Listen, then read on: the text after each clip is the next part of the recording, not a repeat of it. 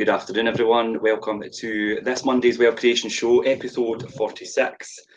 You'll see Jim is joining us from a much better climate, although it is a nice day here in Scotland. But how are you today, Jim? All right, aye, pretty good. You want a quick look round here? Yeah, go on then. Look at that. That's cracking, eh? Yeah. And right across here. Now, I've been put up in the DJ bit for the swimming pool. Because normally, I said to them, is there any place I could be out of sight? So nobody disturbs me, so I could just get on with this. But the sun's coming up now. We're sitting at 7:30 in Jamaica, but it's an absolutely beautiful day. Listen, the reason I'm going to talk about the Wealth Creation Show, the reason I'm going to talk about what I'm talking about today is because anybody can do what we're going to do. This is all about mindset more than anything. And then once you understand where I'm coming from and what I've had to tackle over the years and the challenges I've had to overcome, addiction, drugs, alcohol, gambling, you name it, I've had it, even down to abuse. So these are all the different things that you've got to overcome throughout your life. So hopefully it will resonate with someone else out there, and they'll understand exactly what it was like for me, and how I overcame certain things in my life, and how I dealt with certain things as well. Listen, if I can do this, anybody else can do this as well. I'm nobody special. And if it reaches one person and it resonates with one person, then it's done its job. That's the only reason I'm doing this, ultimately. Otherwise, I could just sit and do nothing and no talk to anybody and no do any of this at all. But if you can, you must, is the expression we usually work by and usually run by. So if you can, you must. I think it's an obligation, nothing better than actually serving other people. That's ultimately the biggest goal in the world, is the happiness you get and the enjoyment you get from serving other people is pretty immense. The dopamine hit is unbelievable, by the way. So, this is what we're going to talk about today, and we'll go into that. Have you got? No, sorry, Jim. Yeah, so today's show is titled Diary of a Property Investor Part 1. So it's kind of like a mini-series within the Wealth Creation Show of your journey, Jim, the lessons you've learned along the way, and what got you to where you are today. What made you make the decision to share your journey and obviously? Well, it's down to the fact that, I think people just think, what it is. A lot of people just say, "Yeah, you were lucky." Well, I don't think that's necessarily correct. I don't think most people are lucky in life. They just work consistently and persistently towards an effort, towards an end result, and actually just focus on that and just keep going all the time. I think that's the most important thing. And sharing it, as I said before, is will probably give someone else some inspiration, especially the younger generation. God, today the younger generation have got to put up with so much and have so much instant information straight to their brain every single time, instant responses to stuff. We never had that. We had something called a telephone, which you pick up. There was no mobile phone, so people couldn't communicate with you straight away. We didn't have things like Facebook either and Instagram, where people would actually judge you immediately if you put something on, or if you said anything, and they'd call you out and they'd show everybody and they'd bully you and all the rest of it online. Effectively, we didn't have any of that. We had gaps in between because these things didn't exist. If you wanted to tell somebody something when I was first born, you sent them a letter. Effectively, and if you wanted to watch anything, you certainly didn't watch on your mobile. You were lucky if you had a black and white television. That's how far that goes back. I remember watching Doctor Who in colour for the first time at 10 years old. I didn't go that far back, but I still think that I still come from a time where notes were passed in a classroom as opposed to a text message or, do you know what I mean, social media messages and things. So I still experience that. Kids can be so cruel to each other, I'll tell you, and they don't realise what they're doing. But also adults can be so cruel to each other and children as well. So this is kind of the things I want to talk about, because everybody thinks about it. It's just about how did you do it. In other words, how many properties did you buy, and how did you buy them, and what it's like. That'll never work for you unless you've got your mind right, and it goes right back to the very beginning. I mean, we're all born at an early age, which is basically zero, and we're all born with two legs, two eyes, two arms, a brain, And we're all start with the same amount of time in the day. We've all got 24 hours. So how is it some people succeed to huge escalation of wealth? And how is it other people just fall by the wayside and, just go to the drinking, drugs and all the rest of it? And where does that all come from? And effectively, I genuinely believe it's up here. It's all up here, and it's how you react to certain situations. It's probably the most important thing, and it's how you deal with it. So, classic example I was talking about, and I've been reading about it. This is one thing I do all the time is read books, right? So I'm reading the paradox chimp, and it's about basically your brain and how it's separated in a human part, which is logical, and how it's separated into the chimp part, which is emotional. The key here is probably actually to learn to understand the human part and use that to the best of your advantage. And over all the years, and what we're going to talk about in the early years so far, I think to a degree I started to use the logical side a lot in terms of what I was doing. Hey, listen, Richard, you've seen my emotional chimp side, haven't you? Yeah. and we've all got it, because I've seen yours as well. But we'll have to learn to understand it, and we'll have to learn to live with it, and we'll have to learn to, I wouldn't say control it, but just hold back. You don't need to dive in straight away and go for the jugular in certain situations. Just take time out, and just wait till the next day before you. And then when you get up the next day, you kind of think to yourself, "Oh, maybe that was right to wait." Classic example is look at people like Abraham Lincoln. Abraham Lincoln used to, he used to give pelters to people, his troops and all his commanders and captains of his armies.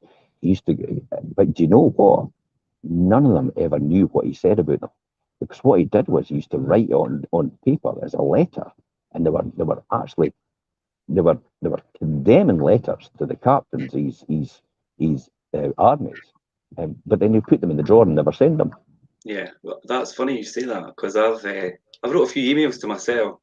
I've wrote a few emails but never sent them. And what you're talking about there, really, I've learned over the years that the term "sleep on it" really is so important. And the amount of times I've done that and had a different perspective. Yeah. There's one thing that I really resonate with, which is Rich Dad Keith Cunningham.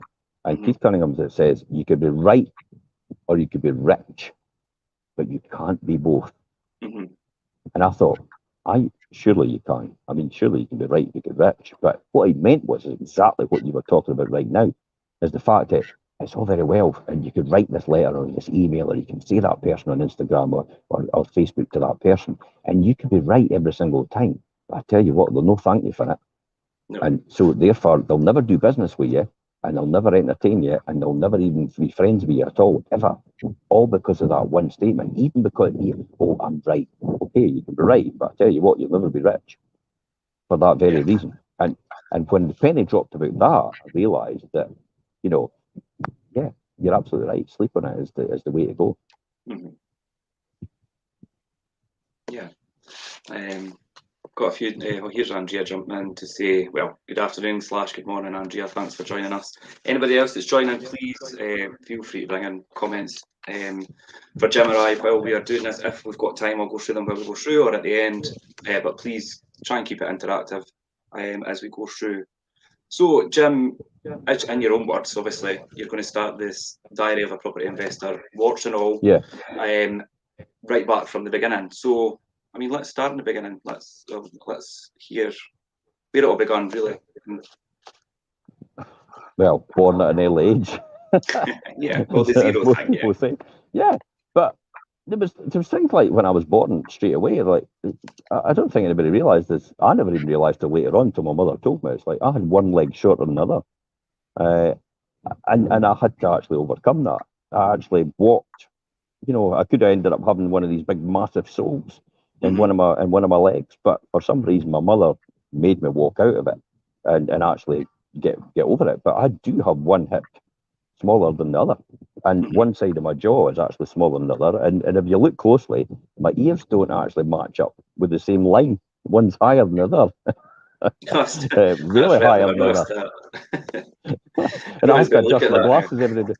But these are all things that everybody could, somebody could just lie down straight away and say, oh, I've been dealt a bad hand and that's my life over. And some parents will actually do that to their children. But my mother never actually allowed that to happen. She never even told me about it till later on. She just basically went on with it and got it sorted. So it's one of these things that you get in the beginning. But why I'm trying to explain that is exactly what I said before. Some people will just lie down and just say, well, that's me for the rest of my life. I've got no opportunity available to me because I'm now effectively disabled. Yeah, and then it puts you in that mindset from the get-go. Of course. And then it's the peer group round about you that put you in that mindset as well, because they all talk about, oh, you'll not be able to do this and you'll not be able to do that. Another classic example is glandular fever.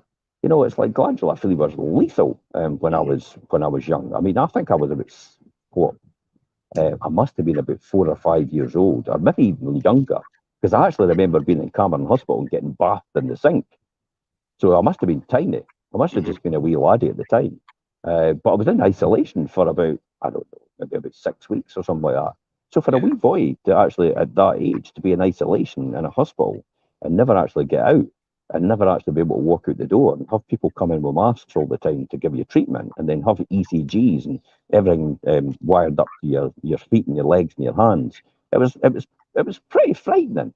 And these sort of things have a mental effect on you for a long time. It takes a lot of time to get over that. You don't realise the amount of stress it causes. And as I said, the baggage that you bring with you for that, just with that personal experience. So it's about learning to actually be able to understand that and overcome that. One of the other things as well for me was my father. At a very young age, my father actually fell off one of the ladders. Stupidly, the boy was actually went away to the bookies to place a bet while my dad, when he was meant to be holding the ladder for my father. And he fell onto the ground and smashed his ankles and was basically told by the hospital he'd never walk again. Just sell everything, pal. Never sell your business, sell the caravan that you've just bought, sell the car that you've just bought. You are never going to walk again, pal. And there was nothing left of his ankles and his bones. I tell you what, that was a huge inspiration on me in my life, because then when he was, and it was devastating to the degree as well. I remember in absolute tears because he never came home that night. And I actually thought, it was almost like I thought he had died, because I was told he's not coming home and he's never going to walk again. And I must have been about 4 or 5 again. So when you start to accumulate all that trauma at a very young age, that carries with you into your life and on. And unless you deal with that in some sort of way, it will affect you for the rest of your life. That was one of the things. Anybody else? Sorry, that was one of the things. Anybody else? Yeah, it's all right. There's a delay here. I don't know if anybody else resonates with that, and hopefully someone else does resonate with that and understands that, and maybe it might actually get for them. They might actually say to themselves, "Well, that I've got a funny feeling that is affecting me." There was no psychiatrist or psychologist or anything like that at that time. You were taught with the attitude about suck it up and move on. That's it. Yeah. And like I'm only 3. How am I supposed to know that? But that's it. But I tell you, one of the most inspirational moments of my life was when my father says, "I will walk again," and he literally, I sat and watched him every single day when he got up between the wall and the coal bunker and actually screamed in pain every single time and just made himself walk on his ankles, which were basically in smithereens. And I think he's still got pins in them today. But, even his pal, Charlie Crow, Dr. Crow, if anybody remembers him, my father told the story about he remembers him coming at the hospital. And Charlie Crow actually looked at the X-ray. He didn't know it was my father. And he looked at the X-ray and he said to the surgeon, he says, "Oh, that boy's got no chance." And then he realised, he saw the initials in the corner, Jim Parker, and he went, "Oh my God, that's my pal." And and so he even said to himself that he would never walk again as well. But he defied all the odds. But see how inspirational that would be. And yet at that time, I never knew that, but that's resonated and followed me today. And it still drives me forward. And the fact that if he could do that and walk when he was told he'd never walk again, it's literally the miracle man. Yeah. Yeah, it is that, and that's I've noticed throughout our shows and just obviously throughout the years that you use quite a lot of reference to things, good or bad, maybe earlier on in life, how they've affected you and how they've got you to where you are and how you've addressed them mentally and things. And obviously, everybody will have their own experiences as well. The maybe negative ones that hold them back, or maybe positive ones that they use as inspiration. And it's important to obviously process them properly. To not let them hold you back or to use them to your advantage to propel you forward in your journey. Yeah. So these were all early experiences for me. But then there's also trauma experiences. I even remember in it, and I've dealt with it now, and some people will think out there, going, really? It's like, I remember the first day at school. I still remember the emotional thing about my mum just leaving me. And actually just leaving me, walking out the door, and me screaming for for the heights and no understanding, and then her having to come back. I think I'm 55-year-old, and yet I still remember that from 50 years ago. And I still remember how that felt at 5 years old. So what does it tell me, and what does it tell anybody out there listening in or watching? It's like what you do has a huge impact on your children and anybody around about you. Yeah. You just don't realise it until later on in life. So it is a big thing. So when I was at primary school as well, I remember getting taken away for speech therapy. I can't speak properly. There's maybe something up here. I can't say the unless I purposely, the tongue between the teeth. Yeah. So sometimes I say death instead of death. Right. Okay. Yeah, death is you can't hear. Death is, you're dead. But I had to get specially taken aside to actually get taught that. But to be honest, I don't think you actually should have taught anybody that, because I think the damage it did to a child at that age, taking them aside and said there's something wrong with you, is probably worse than the actual later on. Because I mean, how many people do you know speak exactly the Queen's English or the King's English now? Yeah, so no many, not. And yet at that time, they felt it necessary to actually take you aside and actually explain to you there is something wrong with you. And yet I'm still at primary school, and here's everybody around about me, all my peers, my teachers, saying there's something wrong with you. Great, that's really inspirational. That will keep me going. Yeah, that's I could resonate with that. I mean, I remember things like they used to have different groups and things at schools for obviously like depending on your capabilities or your strengths and things. Yeah. But there was a lot of like the lower groups for things like maybe spelling or like you say speech or something. And if you're put in that lower group, it's like that just automatically categorizes you as you're not as good as everybody else. So I mean that has that kind of effect on you, and you'll carry that with you. So how do you deal with that then? That's the case. Yeah. And that's the whole thing about everybody's maybe experienced that. So what made it different that I overcame it? And it was a case of understanding it later on. It was a case of reading the right books, listening to the right people, about like Tony Robbins and that, about understanding you as a person and how you think. And how you can release that to let you move forward. Because we all carry baggage. Yeah. Some of us a lot more than others. It's time to offload that burden on your back and actually set yourself free. That's what I would say to everybody out there. And the only way you're going to do that is to understand yourself. But you need to actually speak to the right people, and you need to get the right, dare I say, help. I think it's just the right information. I mean, you can help yourself.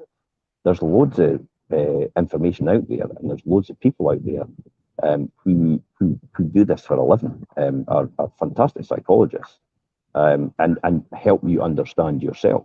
So it's dare I say, it's a progressive journey of self-awareness. Yeah. Yeah, Um, definitely. it's kind of like the people that become Buddhists, you know, and they go on this journey of understanding themselves, being at one with themselves, being settled with themselves, and then progressing forward in life from there. They just choose a different path, obviously, you know, in terms of where they go after that. But it is an understanding and learn to understand yourself. Yeah, you've answered. My next question was actually going to be to you. People seem to adopt this "I could do it on my own" kind of attitude. I've seen that quite a lot. And I was going to say, what's your response to that kind of attitude? But You can't. you've basically just answered that. You need to If seek help in you others and people that have got experience in certain areas where you don't. I mean, yeah, utilize that and bring that together. Yeah, if you were able to help yourself by yourself, completely. then surely you wouldn't need the help right now. Yeah, that's true. That's a simple answer to that, and Mm-hmm. everybody should know that. You are where you are because of the decisions you've made or the decisions you've not made. But it's the old thing about, you know, the typical example about you don't know what you don't know. Mm-hmm. So it's because you don't know the answer to that question, you need someone else to help you find it, Yeah. to help yourself move on. Listen, if you get the answers to all the questions and understand yourself, the world could be your oyster. You could have anything you want in life. Anything. I'm genuinely anything you want in life. You can achieve, you can have, you can get. You just need to understand yourself. When you get that right, the whole world falls into place. Mm-hmm. Everything round about you starts to work. Everything round about you starts to work in synchronization. It's like an engine and a cog, and you know you're a cog in this gearbox, and the sync in the gearbox starts to work. Therefore, the acceleration becomes faster, and your success becomes better. Now, success, as I've always said, we talk about wealth. It's not just about money. Yes, money's a tool to do what you want to do. Interestingly enough, I actually saw a statement the other day. You know, people that have money eventually reveal their true self That's because they that's an don't. interesting one, because you think maybe people hold back really who they are because they're trying to maybe muddle through the situation that they're in, and then they feel like money kind of frees them for that, or I don't know. Your connections went, Jim. Let's see if we could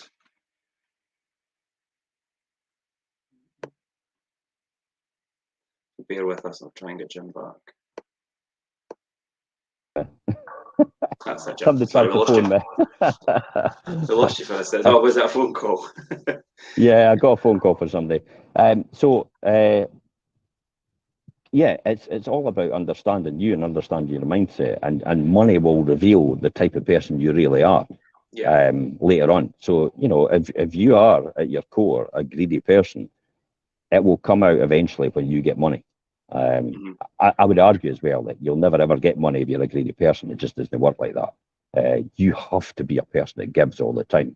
You Yeah. have to be a person that serves other people all the time, and that's the only way you attract wealth in terms of what you're doing. See, let's go back to some of the other things that for me, I had a very competitive brother when I Mm-hmm. was, and how I was taught as well. And my mother was, I suppose, when I look at it now, my mother's father, which was my grandfather, was exactly the same with my mother. Hence the reason how that passed on, and the fact that my mother made us very competitive, even against each other, Like which to pitched me against each is, other. Yeah. well, and you know, it's no my mum's fault. You know, that's how she was taught by her father. And he was taught to, and I see that in my mum and her sister, very competitive with each other. And we had that as well for that reason, because that's all it was known to be taught. Mm-hmm. So I grew up competing against my brother, and I've taught my kids every single time the last thing you should be doing is competing against your own brothers and Your sisters. siblings. You Yeah. should you should be helping each other every single time. You should be all pulling in the same direction. You should be all rooting for each other, because every single time you compete against one of your siblings or your brothers or your sisters, is all you're doing is tearing them down. Yeah. And that's still productive for anybody, especially if you want to succeed. You see that in every successful family in the world. They all help each other succeed regardless. And you've seen that in successive ones. Like, look at example, the Gibb brothers with the Bee Gees. Mm-hmm. You know, how they actually, went the first time round, they actually competed against each other every single time. And they were actually at each other hammer and tong, and they wanted to travel in separate cars, and then it all went pear-shaped and it all fell apart. And then one day they realised the epiphany, and they saw the light, and then they thought to themselves, what are we doing? We should be helping each other every single time. We need each other. And see, once they started helping each other every single time, the meteoric rise that they had as a result of where they were, and the legacy they've left is absolutely unbelievable in comparison to what they had before. And that will go forever. So that's classic examples. But I tell you what, it didn't help. It helped and it didn't help having a very competitive brother, because then all he wanted to do is compete against me every single time. And I didn't want to compete against my brother all the time, because I was really uncomfortable with that. So I just used to take second place all the time. Mm-hmm. So even though I know I could beat him, I used to roll over and just think I'll just take second when we were in competitions. I distinctly remember that in judo. So judo, one of the competitions that we had when we were doing judo was, and we were about 10 or 11, I was, and it was somebody would actually just, put a bar up. In other words, they would bend over, and you would just jump over them and roll over, and this person got successively higher every single time, to the point almost where they were standing. Mm-hmm. And you were effectively jumping over this person and then landing on their side, actually rolling over them though. So you had to land on here first, on the ground. And it was all about breaking your fall. Now it got to the point where my brother was actually going to hurt himself. So I just had to effectively roll over and say, I'll just take second place then and pull out, just so he could win. Yeah. That's how challenging it was, and that's how, I suppose, to a degree, traumatic it was for me to sit and watch my brother have to go to these extents of hurting himself in order to win. It's like, I'd rather die trying. Mm-hmm. And maybe that's where I've got it from, because I'm like that. I'm like that, haven't I? Yeah. It's like I would rather die trying than actually never try at all. And so it's been a huge benefit. It's also been a huge curse. And your mindset, and it's these sort of things you have to handle and learn to handle. And again, it's coming back to getting the right people round about you and the right team round about you, and actually understanding yourself more than anybody else. Yeah, I think it's important to bring it back to yourself, like you say, and understand yourself, and we've spoke about before, like your goals and things are really clear, and how you're going to get them, and have the right people to help you achieve that goal and reach that. We talked about as well before how people copy what you do. Yeah. You know how we've talked about this. It's like, for example, if you're leading a team and you think to yourself, the team's not doing what they're meant to be doing, and then you think to yourself, so my first question to that is, so are you doing what you're meant to be doing? Mm-hmm. Because often the team will not be doing that because you're not doing it. Because they usually duplicate 80% at the most of what you're doing already. So if you're leading the way, they're only doing 80% of what you're doing. So if you're sitting back and not doing anything, and you're no out there at the front face, at the cold face, then you'll probably find that the team will be exactly the same as you. So you're only yourself to blame. And it's because people watch you. Now, why am I saying that? Because it comes back to my youth. It's like, that's who I started small. Do you know, I saw my mum and dad. Leading by example, basically. Yeah. My mother and father were smoking when I was like 6 years old, and I remember trying cigarettes for that reason, because I sat and watched them do it. Mm-hmm. And I thought that's what you're meant to do. That's growing up and being an adult is smoking, because that's what the adults round about me were doing.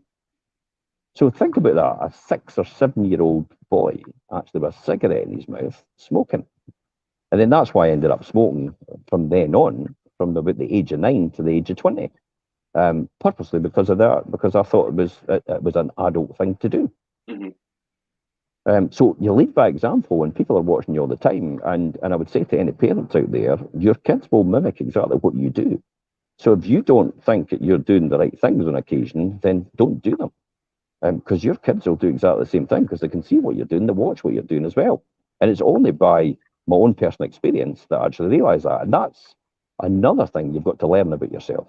You know, and when you were younger, what did you do? What could you do better?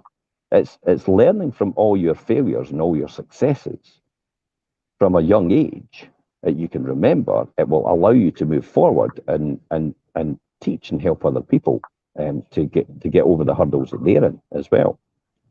So lead by example is definitely one I would say, and you are being watched by everybody around about you, including on this. You know yourself, once this goes out, that you know people will watch this, and once in a blue moon, nobody comments on it, nobody likes it. It would be great if somebody could actually, please. It'd be helpful. Because it'll allow someone else to see it and maybe might need this help. Remember, it's not just about you, it's possible about someone else. So it might allow someone else to see that help. You'd be amazed at the amount of people that come up to me now and again and say, I saw you, or I listened to your podcast, or I saw your show on this. And I tell you what, it was really helpful towards me. And for me, that made it all worthwhile. Just that one thing, just that one person coming across to you and saying that. So if one person comes across to me and says this with this show, and the fact that I'm being so open about my journey in the very beginning, how it took me a lot of thinking through and a lot of adjustments. I mean, it's a huge shift to get to that stage mentally. If it helps them, then my job's done. This show's been the perfect thing to do, for that very reason. Yeah, I think there was one a couple of weeks ago, Jim, on one of your shows. You got quite good feedback, and how much it inspired the guy and things. And when we read the feedback, it's like it makes it worthwhile, as you say. Yeah, absolutely. I'm going to move this across a bit. It's a bit sore actually holding this camera all the time. The glamour of live streaming. I hope you're all everybody's sitting having sun cocktails in the sun.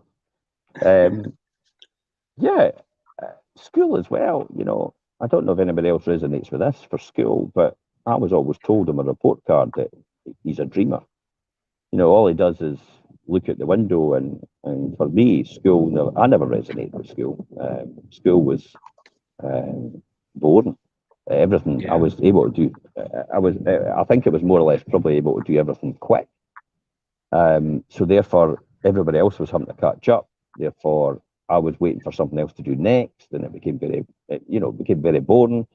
Then the next minute on my report card, you're getting he's looking at the window, he's always a dreamer, and it's like, by the way, he's easily distracted. That was yes, aye, perfect. It's easy how birds of a feather. You know that expression as well. You've probably got the same thing. It's things like he's always a dreamer, but I want to thank my teachers publicly for actually writing that, because it's probably one of the best compliments you could give a child ever, is the fact that they're a dreamer, because it's the dreamers that will change the world. It's no the academic.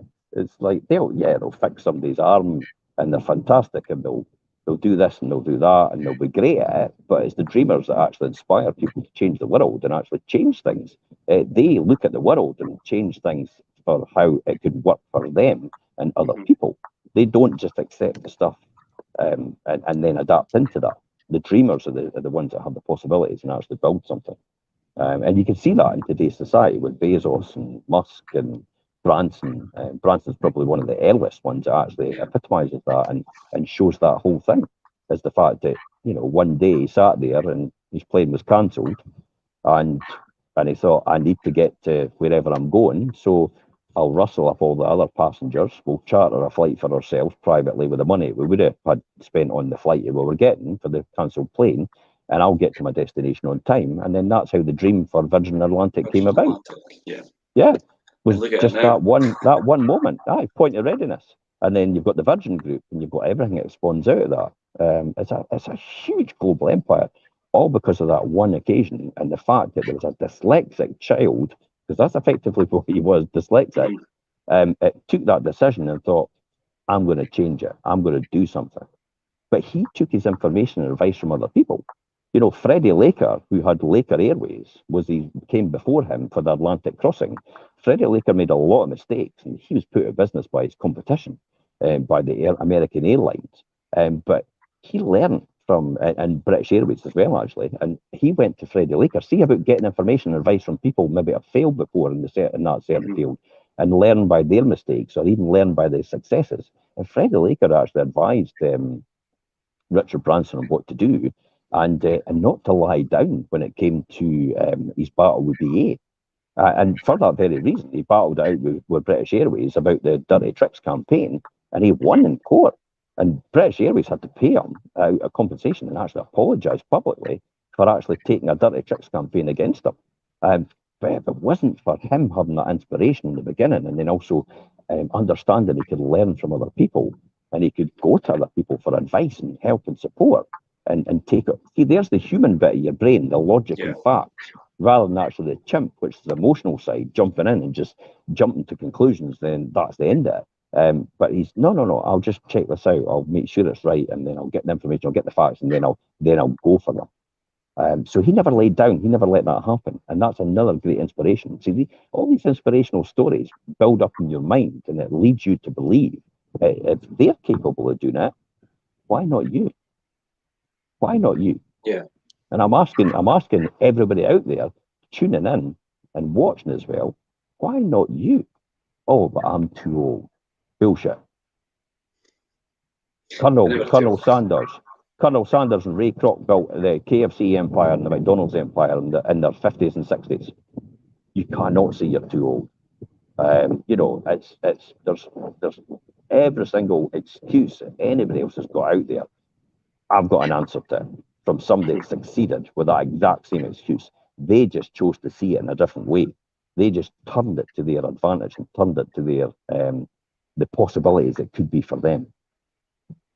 Yeah, I think it all comes back to, Jim, like you say, 99% of us we're all born with the same thing. We've all got a brain, we've all got eyes, we've all got the same. Do you know what I mean? There is a small percentage of people that maybe are born without the capabilities of everybody else, but we're all born the same. We've all got that starting point.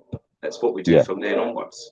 And if things maybe didn't start out the same as everybody else for you, you could change that. It's down to how you train yourself to, or train your mind to allow you to do that. Definitely. So, always a dreamer at school definitely was one of them for me. Just a quick advice to school teachers out there, anybody out there, no teaching you to suck eggs here. I had no idea in school why I needed to learn everything I needed to learn.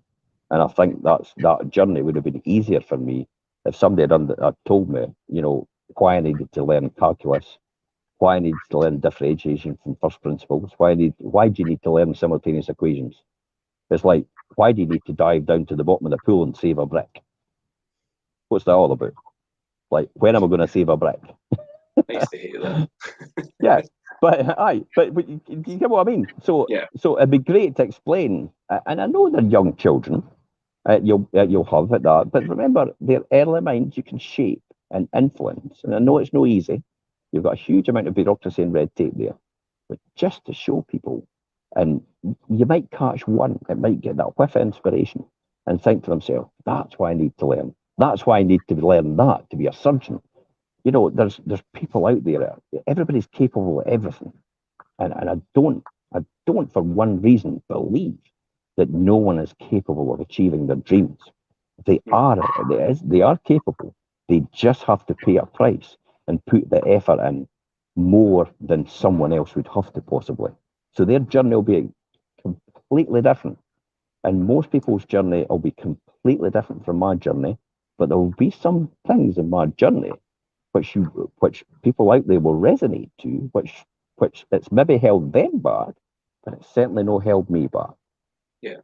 So the one thing, and I don't, I didn't really want to talk about it, and I never have talked about it in public, and I never really spoke to anybody about it, is the abuse thing, the sexual abuse. Yeah. It's like, this is when I was probably about 8 or 9 years old. This was a friend of the family, and this was a guy that actually ran one of the most prominent shops in Leaving as their manager. You can guess for yourself, but he's gone now. He's gone now, and he's away, and all the rest of it. But it happened once, and from that age, I then understood to keep away from this person. Nobody ever taught me about this. Nobody ever told me about watching out for this. I just, it was just one of these things that happened. And that still stays with me today, because there's certain situations that I just can't cope with on an intimate level, if that makes sense. But I don't let it hold me back. But see how many people have actually done that in the past. How many people out there are actually just saying, well, that was me as a child, and that's what happened to me, and for that reason, that's my life over. And should that be the case? I don't know. Only that person will know for themselves. But for me, it certainly wasn't. But it was something I had to deal with later on, and it was Tony Robbins that actually helped me deal with that. And that traumatic circumstance, and come to terms with that, and actually deal with it and handle it, and then put it, get it out of the way and get out of my psyche, get out of my thinking. But then I wouldn't say put it to the side, but just accept it was one of these things that happened. There's nothing you can go back and do about it. You can't confront the person anymore because he's dead now. So all you're doing is by acknowledging it and letting it go. Is actually it's helped you move on, and it's not holding you back. Because the more you let it hold you back, the more you give fuel and power to that person that did that thing to you in the first place. And I know everybody out there would never want to give that person that power. But by actually letting it hold you back, you're allowing them to still have the power, even though they're no longer here. And for me, it's like, no way, that's never going to happen ever. So that was, that's another thing. It could easily have held me back, and it possibly did, and it did have psychological effects. It did send me off the rails. Let's be honest. That's probably why I turned. At a young age, we were all indoctrinated at a young age. You maybe had this as well, Richard. Whereas everybody, hey, take a drink. It's like you're what, 12, 13 years old, and you're drinking. And a lot of people actually, because of all the trauma in their life, they were drinking a lot more at that age than everybody else. They were all self-medicating. Does this sound familiar with people? Even as adults, we still self-medicate. It's called, I've got a wee bit of stress, and you go straight for the wine, a glass of wine to relieve your stress. And okay, but then you don't need the bottle of wine. The glass of wine's fine. But for a lot of people out there, I've now realised that I spent a lot of my life actually self-medicating, and using the drink as almost a medicine to alleviate the situation without actually dealing with the fundamental problems at the core issue. So actually not dealing with the things at the very beginning actually had that knock-on effect to get into that. So that then resonated into things like when I got to high school, I started to get, start to go off the rails. I started to get in the wrong crowd. I started to get into trouble all the time. And in the first and second year, it was fine. But then when I got to third and fourth year, I just went completely off the rails. But that was driven by things like my addictions. Addictions as well. Addictions come from disorders or things that have happened in your past. And the addictions are sought as a result of to try and seek that what we call it, the justification of dopamine hit in your mind. And that's why people say I've got an addictive personality. No shit, Sherlock. I know you've got an addictive personality, because I've got it. And the addictive personality is driven out of the fact of things that have happened in your past. And the addictiveness to other things gives you control, and it gives you that dopamine hit, that high as a result of what you're doing. To be the best at something is amazing. And that's why you become so addictive to it. And that's driven out as well of things that have happened in your past. And probably one of the things that, how I say I'm always work at work. I love my work, and I like being at work, and I I just can't stop doing it, and I live to work. I know that's driven out of my father, because my father used to take me to work all the time to spend time with me. So I used to spend time with my father at my work. And then I have interpreted that as when I'm at my work, I'm loved. See how that works? Yeah. Because that's the only time I was able to spend time with the time that you spent with your dad. Yeah. Because that's the only time that's the only time I was able to spend time with my dad, because he was self-employed. He ran his own business all his life. You'd see the similarities there. and about you don't know anything different. See the similarities with me and my experience with my father, with my mother, and my experience with her father. Yeah. And what it talks about the competitive nature. Yeah, all these things. So when you look at that, it was that's why I love spending time at my work, because I associate that with a good feeling, because I spent most of my time engaging with my dad was at his work when he used to take me out. I mean, I grew up working all the time. I grew up from an early age, and when we wanted something, we were sent out to work, and we went to work with my dad because he ran his own business. And to hell with the law, at that time, it was like you had to be 12 years old. My dad was like, if anybody sees you, just say you're helping out, or just say you're 12. But I didn't mind that, because to work is to give purpose.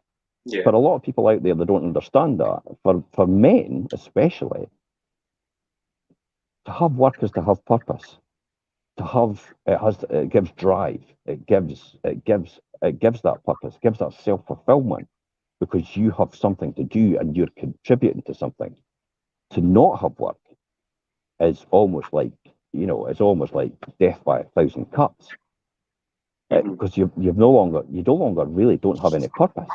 Now, I don't talk about work as in being employed by somebody. I just talk about having something to do, have something that has purpose to it, have something that gives you self-fulfillment. And that's another thing that rubbed off on me in my youth. If I ever wanted anything, I had to go out and work for it. I do remember, school holidays, where everybody else maybe got their school holidays paid for them in primary.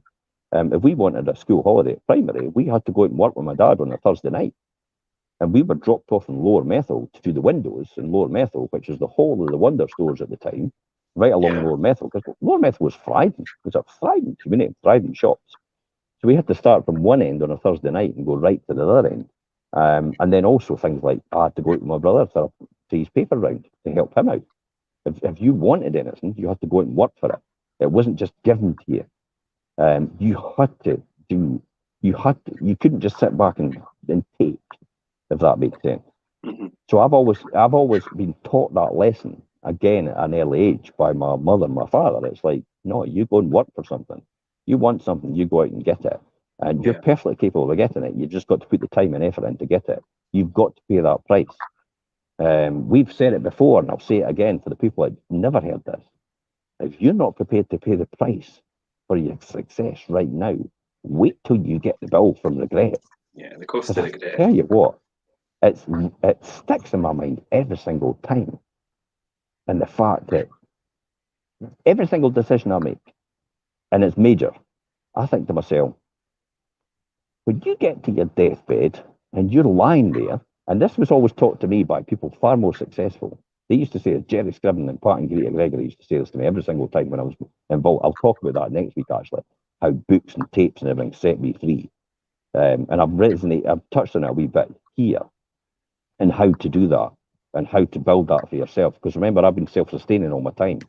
I've really looked after myself. I really sought the advice back. It's no easy to find information. It's no easy to filter out the people that are right from wrong. It's no easy to filter out the furus, the fake gurus. But there is ways to do that, and we'll talk about that next week as I talk about my experience later on. But if you really want something bad enough, you'll go out and get it. You'll find a way to do it. But you need to have that built in your mind in order to do that. You need to have that drive. Yeah. Little lessons that resonate with you. Here's another wee lesson that resonate with me. It's weird, but it still sticks with me today. I remember being at the school crossing. Oh, by the way, there was a fantastic binman out there when I was a wee laddie. He used to wait for me at the beginning of the East Link every single day. And he had these, you'll not remember, but they had two bins. They had one with all their, right, okay. And then they went round and swept the streets and all the rest of it. But every single day, this binman, Scaffy used to wait on me. He used to wait on me every single day because I was coming home from school and he was there at the time. And he used to pop me in his bin and he used to whirl me along, right along to the end of my house. So he'll be away now. He'll probably be dead now. But, these are the wee stories and the wee things that, stay with you. Gave you so much enjoyment. And it was just something so simple as the Scaffy actually gave me a wee hurl in his barrow every single day, to go back to my house from the beginning of East Links to where we lived. And for me, that was fantastic. One of the other ones that resonates in my mind as well is, I remember one of the school crossing patrol guys actually said to me, he said, "You're James Parker, aren't you?" And I went, "Yeah." He says, "I know your mum very well." He says, and I was looking at him like, and this is only about 8 years old, and I was looking at him like, I'm not really sure. How do you know this and what's going on? Because intuition told me there was, there's something right here. And he went, and he stopped and he went, "I don't know you at all." And I looked at him and he says, "I don't know you at all." And he says, "The reason I'm doing that with you is to show you how easy it is for a stranger to come along and actually do that to you." And you know why that is? Because you've got your name emblazoned on the back of your school bag. Mm-hmm. Name tags. So for anybody out there, be careful of name tags. There's a lesson. How easy it is for a stranger. Easy is for a stranger just to say from a name tag. It's like, "Oh, you're James." It's like, "I know your mum very well. She told me all about you. Come and see." It's like, and that's it. It's all over, eh? Yeah. So, again, just wee stories that stick with me, and it's amazing how that sticks with you. It's funny how you say it about how, obviously, and myself listening to you, and I'm sure everybody will be the same, how certain parts of your story will resonate with them. And it's funny you say about the crossing patrol or the lollipop lady or man or whatever. But I remember our one at school, and used to always twirl us on the stick, until she was told that's health and safety. But the amount of joy and fulfilment that used to bring to us all, and everybody that was at school will remember. We were like, so it was, see, when she was told to stop doing it because of health and safety, but we used to love it and we always remember it. And unfortunately, she's not here any longer either. But it's the same kind of idea, how you resonate and remember with things. Listen, to be honest, you'll always have some jobs worth out there. You'll always have somebody tell you why it can't be done. Don't listen to these people. Just go ahead and do it. It's more than my job's worth. It's like, well, maybe it's time to change jobs. Yeah. That's how I'd be thinking. It's like, that's no fulfillment, enjoyment. Doing that. It's, you have a job to be fulfilled. You have a job to enjoy. You want to look forward to coming to that job every single day. So why would you know? And then you have somebody coming along. The job's worth saying, "No, you should be doing it like that. You should be doing it like this," and that's for that reason. School sports day is another classic example. I used to train with my brother all the time for school sports day. How many people did that? we used to train. Honestly, we used to train together. We used to train together with the egg and spoon race, which was weird because it was a potato and a spoon. And then we used to train together for the three-legged race. We used to do that together all the time, even though we weren't going to be running the three-legged race together. We used to train together all the time for the three-legged race to go see how fast we could go and how the synchronization. See how that competitive, but understanding how to train and how the importance of training will be better later on for you. So these again are lessons. Maybe my brother was competitive against me, but sometimes it was a huge benefit for me. So school sports day was a big thing as well for us. It was very competitive. We had to win at all costs. And if you didn't win, you'd have to answer for it. Welcome to the world of Serena Williams. Because effectively, you would come home, you come home and go, "I've got 95% in my exam, Mum." And this was at school, at primary. And then the next response was, "So what happened to the other 5%? That is my grandfather coming out in her." Yeah. That's where that came from. That wasn't my mum, really. That was my grandfather came out in her and did that. What happened to the other 5%? Never mind celebrating the fact that you got 95%. Let's focus on the 5% you didn't get. Look at me with the esters. We get 99%, Richard, and I'm talking about how could we get the 1% to get the 100? And you're probably going, are you for real? We've got 99%. There's always room for improvement. Yeah. Well, is there room? The marginal difference. That's another thing you've got to learn, you see, is the marginal difference. Is the amount of effort you've got to put in to get the other 1%. Is it really worth it? And to me, it's like, absolutely not. It's like, if it comes at a reasonable cost, then fair enough. But if it comes at the cost of everybody, then that's maybe not the thing that you should be doing. So that it's again, that's all learnings that you learn later on of other people more successful than you. It's the marginal gains you've got to think. The price that you're going to have to pay to get that extra 1%, and the toll it's going to take on everybody round about you is not worth it. It's let it go. And the old phrase of the film Frozen, let it go. It's probably another thing. I'm very pictorial, very music orientated. So it's things like that pop into my head and think to myself, nah, just let it go. It's no worth it. So we'll talk about. We're coming to the end anyway. You can see that. We're just approaching the 4-minute mark, Jim. So let's talk about next week. We'll go into high school and my addictions and where that all came about and explore that a lot more. And I think that's one that we'll definitely talk about next week. High school addictions, where that all came about. We're going to be talking about things like, to be honest, we're going to be talking things like bullying. People didn't know. I mean, most of the guys I'm friends with now didn't realise what they were doing at the time. I think it was just the way it was, and how to deal with that, and how to overcome that, and how to not let that hold you back. There's so many people out there I see that go on social media about how bullying's held them back and how it's destroyed their lives and all the rest of it. It's like, okay, but other people have gone through this as well and got out the other end, and been successful as a result.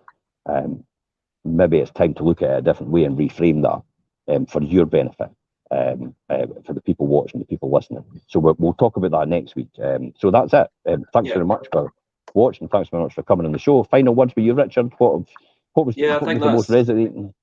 I think it's a really good start to, obviously, this, like I say, I've referred to it as like a mini-series of what your journey's been like. And I think a lot of what you went through, I know a lot resonated with me. I think it will resonate with a lot of other people. And I think it's important to know that there's lessons that you learn and things that happen when you're at that early stage in life, and they can have a really profound effect on you as you go through life. It's how you deal with them and how you find the right people to help you deal with them. And that's what Let me just finish off here. You've got a minute or so. Show people. See if I can get the camera on and flip it round, because this is a different type of software. And we'll flip this round and let you see. I've got that face in the front, face in the back. You see that? Yes. Look at that.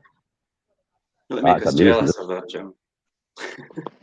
That's what I've got to enjoy. This is about 8 o'clock in the morning, and the sun is just coming up in Jamaica. I was just going to say, what time is it there? 8:40. Oh. We'll see if we can get them back. We've just lost them.